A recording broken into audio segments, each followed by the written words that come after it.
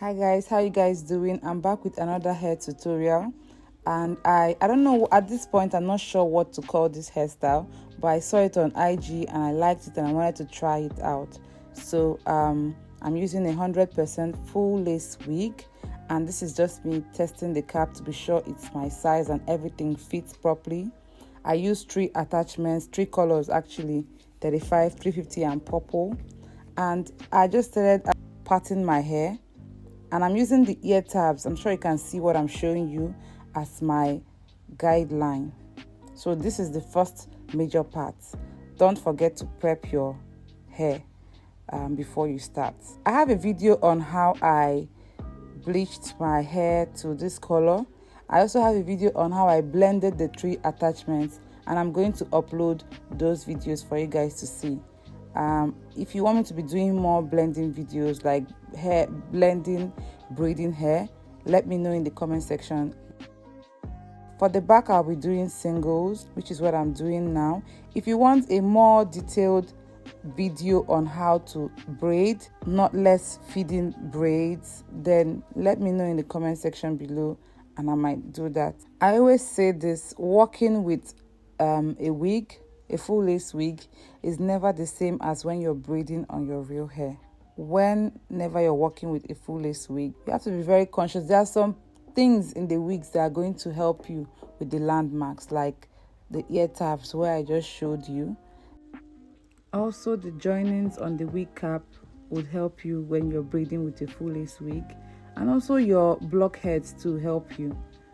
They can help you make straight parts when you follow those lines where they are also joined. Yeah, but not to worry, these things are perfected with practice. Also, just the same way you don't want to hold your client's head or hair too tight, that's the same thing you're going to do here. Your grip shouldn't be too tight. Basically, that's what I'm trying to say. Because you know, when it's a human being, they can always tell you it's too tight, but the full lace wig doesn't talk. So you're just going to finish the whole wig, and then you find out that especially with parts this big, that you have bumps under, and it's going to take away from the size of the wig.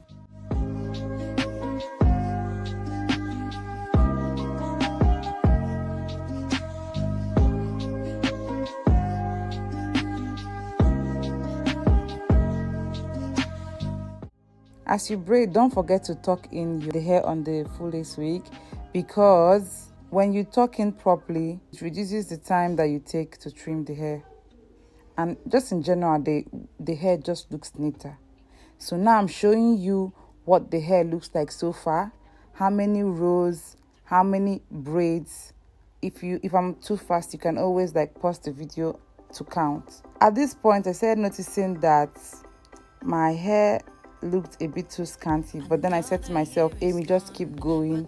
Maybe by the time you get to the end, it will be fuller. So that's what I did, and I even went ahead to complete some of the braids. For this tutorial, you always need a good hair gel. Don't forget that. You need a small comb, but if you don't have that comb, you can always do without it. I need a rat tail comb as well. So I'm going to take it one more time and show you how I'm going to show you how I did my knotless braids, but this time I'm going to speed it up a bit. For me and you.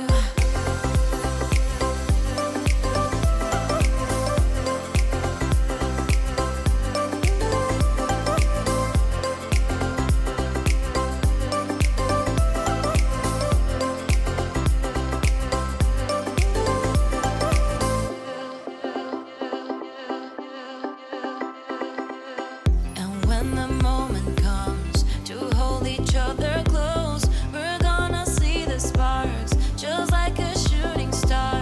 Look back at where we were, now I'm so glad we're here. About to show you guys that I use the bricklayer method. I use this method for most of my wigs, unless I'm doing free parts. So it's just when a braid falls in between 2 braids on the bottom.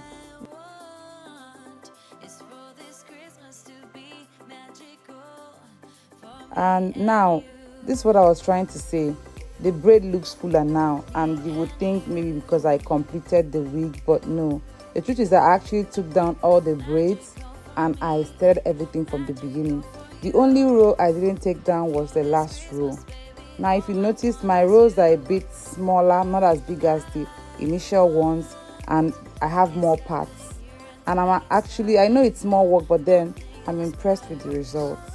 So you can work with the first style or you can work with the second style.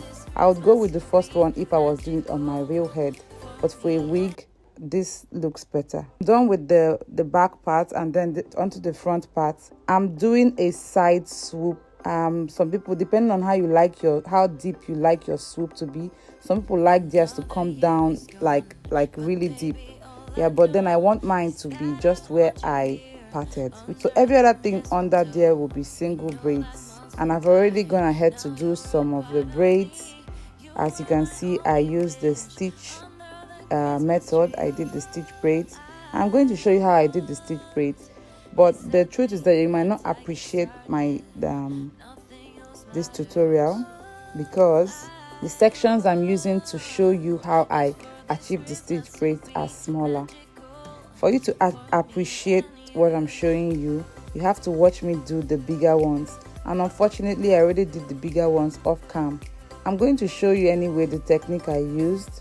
If you want a more detailed video on how to do stitch cornrows, stitch braids, whatever you want to call it, I have a video of that too, and I'm going to drop the link somewhere in this video or in the description box for you to watch. But I'm pretty sure if you pay attention, you're going to get the hang of it.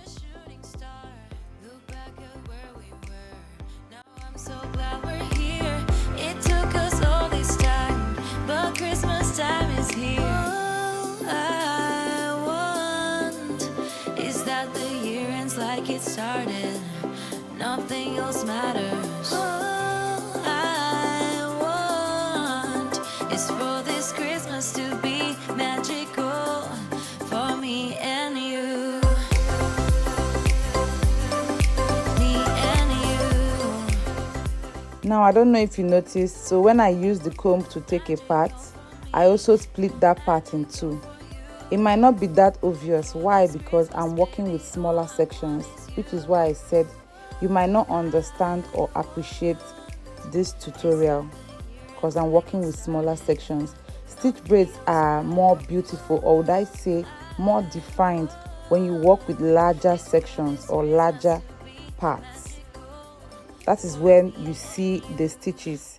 If you look at the ones I've done before, you actually see the stitches coming up. But for this hairstyle, whether you're working with smaller sections or bigger sections, I'd advise that you stick to whatever technique or pattern that you started with.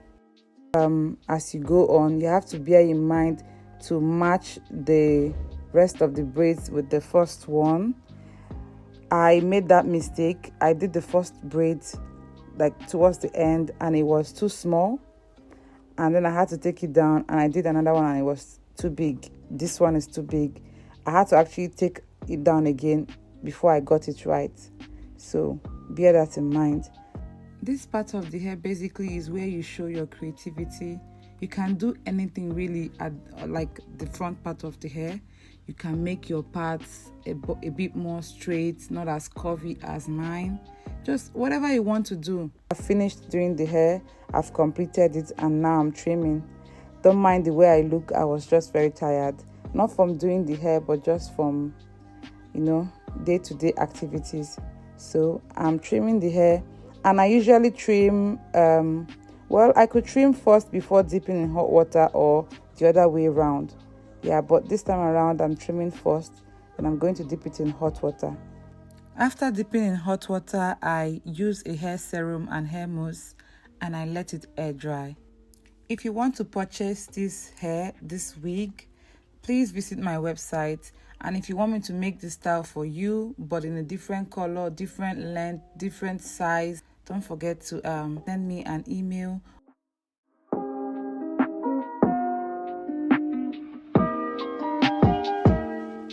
This is the outcome of the units, and I must say I am loving it. This is what it looks like. This is what the side looks like. Honestly, I would have done a better job here, but these nails make me clumsy. But so far so good. I'm impressed. I'm really impressed. I'm sure you can see from the look on my face.